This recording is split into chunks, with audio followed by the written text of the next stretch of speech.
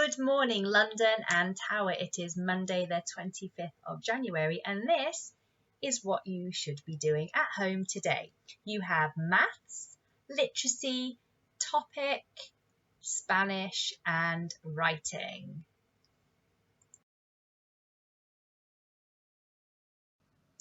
Rocca San Giovanni. It is quiet here now, the valley is silent.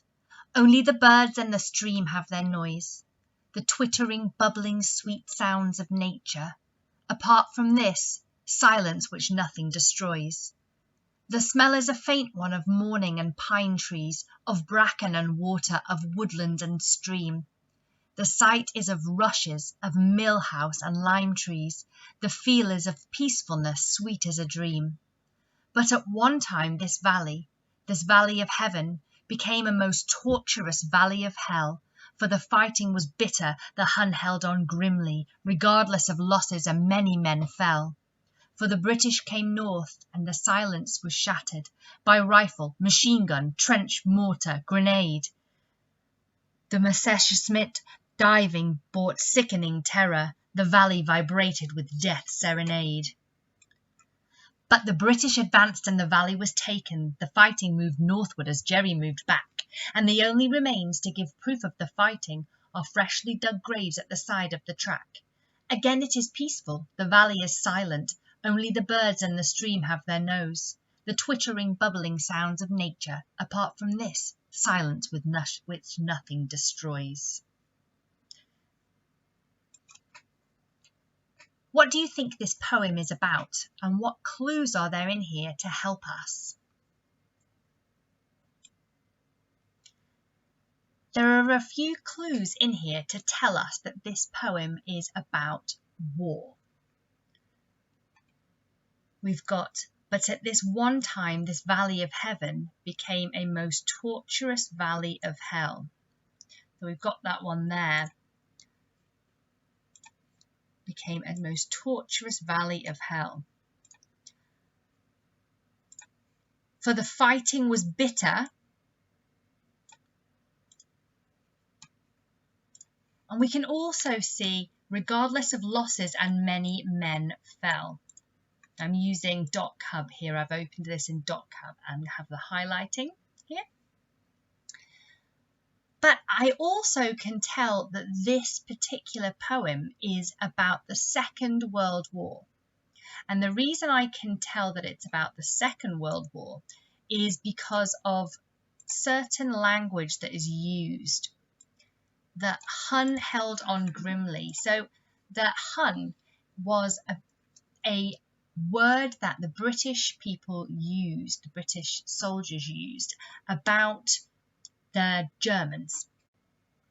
So the word Hun has become derogatory when used about Germans, particularly in the Second World War, but originally the Huns were a nomadic people who lived in Central Asia, and they conquered many other peoples, including the Germanic people, so they did live within Germany, and the idea is that they were very they were big fighters, and they, when used within this poem and when their soldiers were using the word Hun, they were using it in quite a manner that put the Germans down a little bit.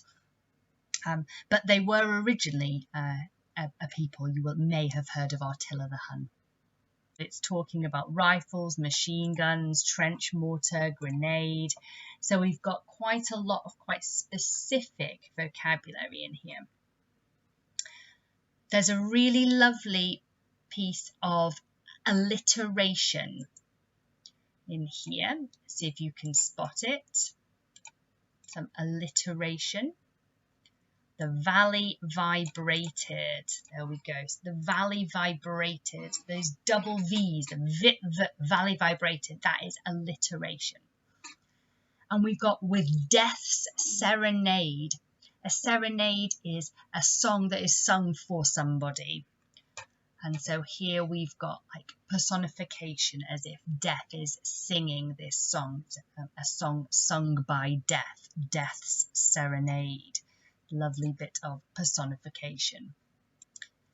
Now this poem starts and ends with the same atmosphere of peace and calm. You can see the words that we've used here. It is quiet now, the valley is silent. Got those adjectives, quiet and silent, that really tell us, that describe the valley. Only the birds and the stream have their noise. There's only two things making noise. The twittering, bubbling, sweet sounds of nature. So we've got that expanded noun phrase there with those twittering, bubbling, sweet sounds. Those verbs that are being used as adjectives in this particular phrase. Apart from this, silence which nothing destroys. So nothing can destroy the silence. And then if we go to the end here, we've got a similar thing, almost a repeat of the beginning. Again, it is peaceful, the valley is silent. Only the birds in the stream have their noise, the twittering, bubbling sounds of nature, apart from this silence which nothing destroys. So we've got the repetition in there. We've also got the rhyme at the end of the second and the fourth lines.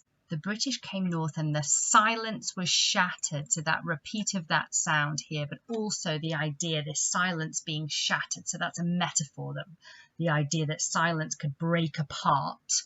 And it's a metaphor that suggests that something came in and broke the silence. So all this noise came and broke the silence. So these are the slides which go with today's topic lesson, or poetry lesson. We've got this symbol here of the poppy, and it says this slogan, lest we forget. And what does lest we forget mean? It means in case we forget, or help us if we forget. So it's saying don't let us forget. The poppy is a symbol, and it's been used a lot for lots of different wars, but it was originally a First World War symbol to remind us not to forget because of the poppy fields. So as you're reading through all the poems, you need to be thinking about these questions. What are they about? Are all the poems about the same thing? Which ones do you like best? What images do they create in your mind as you read them? What do you imagine? Really think about senses there. What do you imagine that you can see? What do you imagine that you can hear? And how do they make you feel? And how does the author do that? And are the emotions and feelings the same in all of them? Do people feel the same way about war? And in the poem we just read, you'll notice that the emotions change throughout the poem. Each stanza actually makes you feel a different way. It starts very calm, very serene, very peaceful. But as you read through, that devastation of war comes in, that distress and that fear. So, and it goes back to calm at the end. Do all the poems introduce that same sort of atmosphere? And when you've read through them, I want you to click on this link to the Padlet and put your ideas down on our senses wall.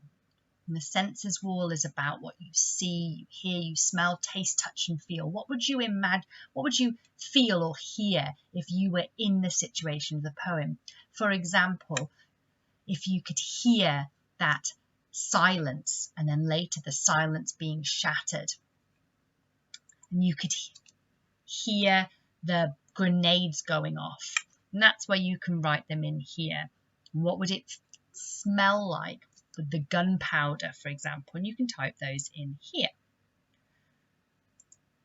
And when you have done that, you are also going to magpie from the poetry. Pick your favourite parts of the poems. And that might be a phrase or a word, or several phrases or several words. And if you're not sure what an adjective or an adverb are, just write them down and we can talk about that afterwards. So one of my favourites is that shattering the silence, and that is a lovely phrase, shattering the silence, that metaphor. But shattering is also a verb, so you could put that in there.